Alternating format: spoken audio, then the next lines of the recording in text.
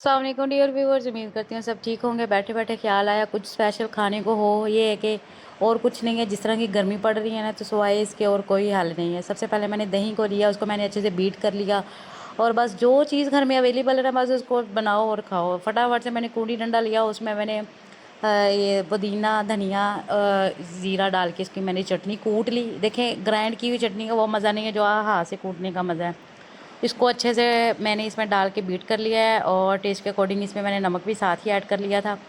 पकौड़ियाँ मेरे पास पड़ी हुई थी और उसको मैंने पहले ही अच्छे से गर्म पानी में डिप कर लिया था। प्याज़ों को मैंने ले लिया, रोती हुई आंखों से अच्छे से धो धो के निचोड़ के इसको मैंने दही में डाल दिया ताकि अच्छे से डिप हो जाए।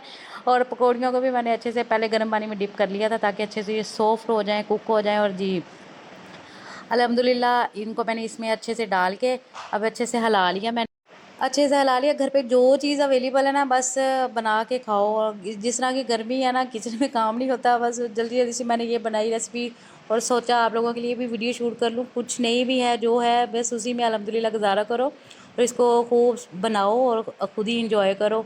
कोई रोटी के साथ खा लो, सालन के साथ खा लो, डाइट है तो वो उसमें बना के खा लो, ज़रूरी नहीं है। और ये बेसन की अच्छी वाली पकौड़ियाँ थी, बहुत अच्छी। ये बहुत मज़े के बने हैं, बिल्कुल सादा से सिंपल से। कोई इसमें मैंने चाट मसाला नहीं डाला, कोई कुछ नहीं डाला। इसको कभी कभी ऐसी सिंपल चीज़ों को भी ट्राई करना चाहिए। मिलते हैं नेक्स्ट वीडियो में। अल्लाह हाफिज़, बाय।